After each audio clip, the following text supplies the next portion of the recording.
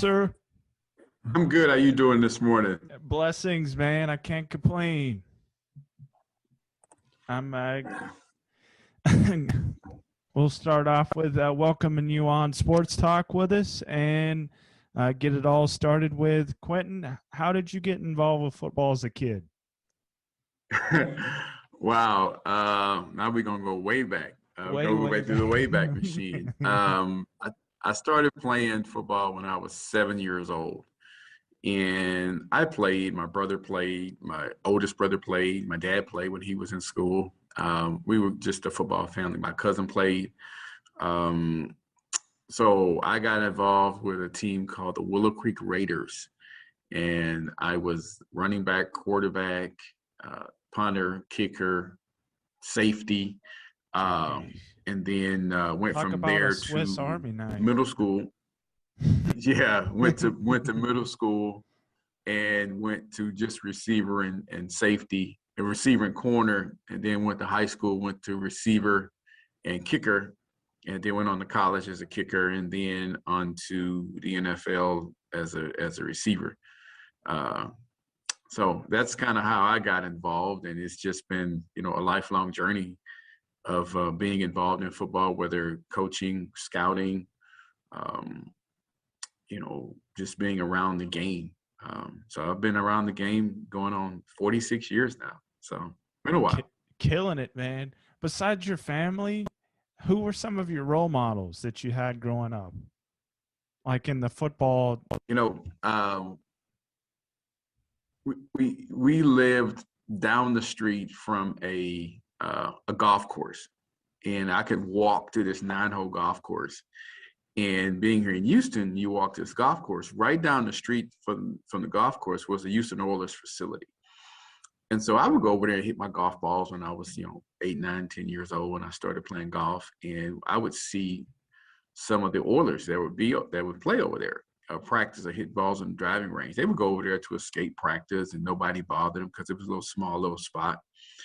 And I ended up seeing Elvin Bethea and Earl Campbell and Robert Brazil and those guys over there hitting golf balls. And they were terrible. They were terrible. If you're old enough to remember Earl Campbell being a Skoal, bandit tobacco guy, he used to drive us green Skoal vans. So everybody in the city of Houston knew it was Earl Campbell. And so I started watching them, and I was laughing at them hitting golf balls. And so those are kind of the guys that I, grew up watching because they were just right there in Houston. Growing up, I was a Dallas Cowboy fan because either you like the Oilers or the Cowboys, and the Oilers hadn't won a Super Bowl, had been a Super Bowl, so I liked the Cowboys. And I was a Cowboys fan up until Jerry Jones bought the team. Then I switched. So I didn't care for anybody then until I had an opportunity to go play for the Bears. So now, since that day of me becoming a free agent and signing with the Bears, I've been a Bears fan ever since, and I always will be. I hear you, man. Hey, loyalty, man, loyalty. So, Absolutely. Absolutely. scrolling forward in your football journey to the college platform, how did Kansas approach you to come play for them in college? The pitch. What was their pitch, man? It really wasn't one.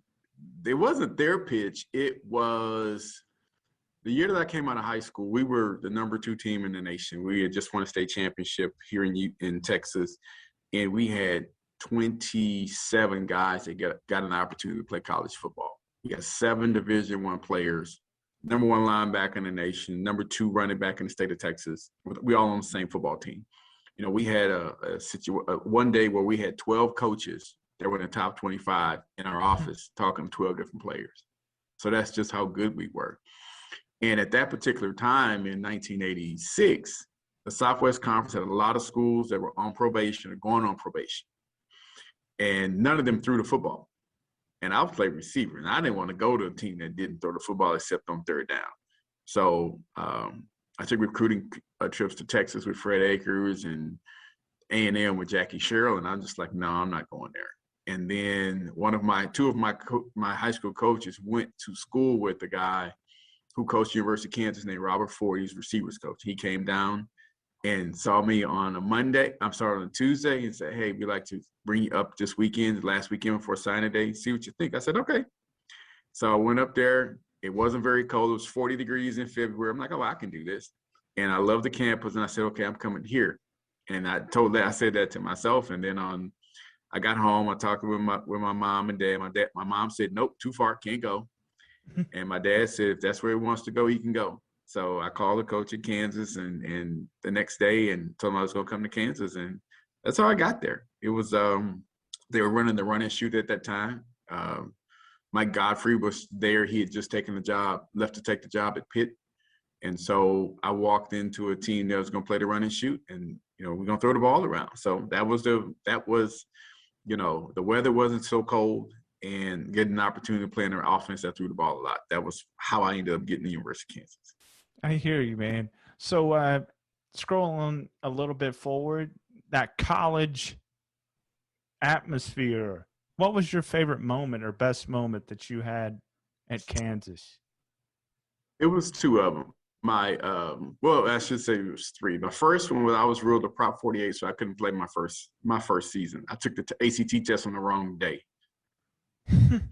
Just took it on a Thursday when they brought it to school so we could take it, because we played a couple of games that year on the day for the test, so we didn't take it. So they needed the test scores the first year for Prop 48. So we had it arranged. Well, the university had it arranged for us to take the test at school on a Thursday. We all took it on Thursday. And I'm unfortunately made a high enough score, didn't have to retake it. So, and didn't know until Thursday before we got ready to play North Carolina. Then I got ruled academically ineligible, and I didn't participate my entire first year. So that was incident number one. Number two was my first college play was at Auburn, and I'm the slot receiver. I go in on third down, and Andre Bruce, who's the #1 pick overall, lines up in front of me in the slot, and he's 6'7" and change. And I'm like, "What are you doing out here?" He said, "I'm not going to bother you. I'm going to rush the pass." "Oh, okay." I ran my 7-yard out route, turned around. He was getting up off the quarterback because 85,000 people went crazy. But I guess my most memorable one was actually in 1989 in September, was our second game. We played Louisville, and it was the game of my life. It was 11 catches, 221 yards, and 4 touchdowns. So 11 catches and 221. People have passed that, getting a pass-happy offense. But fortunately, knock on wood, my 4 touchdowns record still holds up, and that's been since 1989. So going on 30 years. So those are my three of my most memorable moments in college. Killing it, man. So Quinton, going to the NFL, how meaningful was it to play football at the next level to you? I never told myself I'm going to play the NFL. Never thought that. I wasn't nowhere near the top 5 guys on my high school team. At least I didn't think I was. I had a great senior year. Got to Kansas, and I saw, what it took to get to the NFL. I'm playing in the Big 8 back when the Big 8 was Nebraska, Oklahoma, then Oklahoma State popped up with Barry Sanders and Thurman. And then Colorado popped up when the year that they won the national championship was the year after I left, but they had gotten really good. So, you had 4 teams in the top 15 that you had to play against.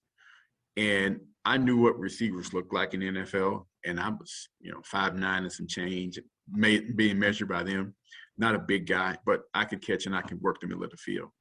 So I never thought about it. Then I had a great senior year and almost had 1,000 yards on 50 catches and 8 touchdowns. And I started watching some of these other guys that were being talked about, being drafted. I'm thinking, I'm better than those guys. I play better than those guys. But I injured my wrist my last game, became a free agent, got there was 6 other free agents to go to a team with the Bears that didn't throw the ball a lot. They only kept 5 receivers. Only 4 were active for the game. But I watched the guys that they brought in, and the guys are already there. I'm like, I'm better than, it's 13 of us. There's only 3 guys in here probably better than me. I can make this team. And it ended up, making a team and, being on practice squad because, Coach Ditka didn't like to play a lot of rookies unless he absolutely had to, unless you were first or second round pick.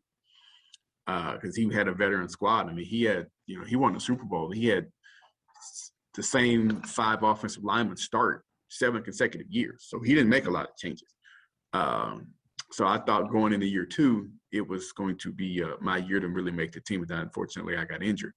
But just making it was, once I got there, I'm like, I can do this. And then you get there, you're like, I'm just as good as these guys. And you figure out that if you're a first rounder, second round, third rounder, that just means you get more of an opportunity to fail. That's what that means. You get more opportunities to fail if you're a drafted player.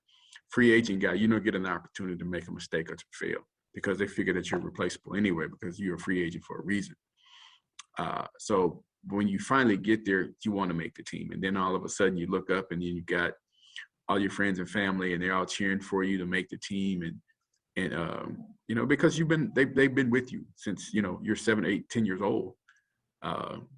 You had people that you go back to college like, God, you inspired me and this, that, and the other, watch you the way that you played. And then you hear the same story from, guys 10 years later when you leave high school, like you deserve to be there because this is the way that you always play. You never bragged about it. You just went out and played.